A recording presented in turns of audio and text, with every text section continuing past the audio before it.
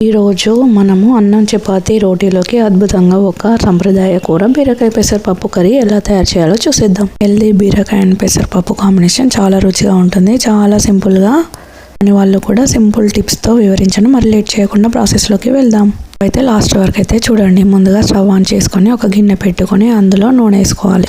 నూనె అయితే మంచిగా వేడైనాక కొద్దిగా అంతా జీలకర్ర వేసి చిటపటలాడినాక కట్ చేసుకున్న ఆనియన్స్ వేసి మంచిగా కొద్దిగా కలర్ చేంజ్ అయ్యే వరకు ఉంచుకోవాలి. కొత్తిమీర వేసి టేస్ట్ చాలా బాగుంటుంది. ఇప్పుడు అందులోనే కొద్దిగా అల్లం వెల్లుల్లి పేస్ట్, కొంచెం అంతా పసుపు వేసి మంచిగా పచ్చివాసన పోయే వరకు వేయించుకోవాలి. ఇది మొత్తం మంచిగా వేయించుకున్నాక కొద్దిగా ఆయిల్ పైకి తెల్లాక ఇందులో కట్ చేసుకున్న బీరకాయ ముక్కలలో వేసేసి మంచిగా కలుపుకోవాలి. ఒక టిప్ చెప్తున్నాను, బీరకాయలో వాటర్ ఎక్కువ ఉంటుంది కాబట్టి వాటర్ పోయేంత వరకు అయితే ఉడికించుకోవాలి. ఉప్పు అయితే ఫాలో అండి. కూర మాత్రం టేస్ట్ చాలా బాగుంటుంది. ఇందులోనే నానబెట్టుకున్న పెసరపప్పును కూడా మంచిగా వేసుకోవాలి. ఇప్పుడే ఉప్పు వేసుకోవాలి.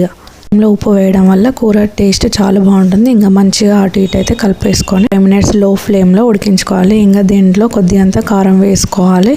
అయితే వేసుకున్నాక ఇంకా అటు ఇటు మంచిగా కలుపుకొని మళ్ళీ ఒక 5 మినిట్స్ లో ఫ్లేమ్లోనే ఉడికించుకోవాలి. లాస్ట్లో అయితే దీంట్లో కొద్దిగా ధనియాల పొడి ఇంకా పైనుంచి కొత్తిమీర వేసుకొని స్టవ్ ఆఫ్ చేసుకోవడమే. కొత్తిమీర వేసి మంచిగా అటు ఇటు కలిపేసుకోవాలి.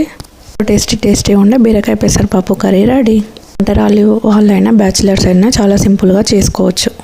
మీరు కూడా తప్పకుండా ట్రై చేయండి. మీతో మీ ముందుంటా.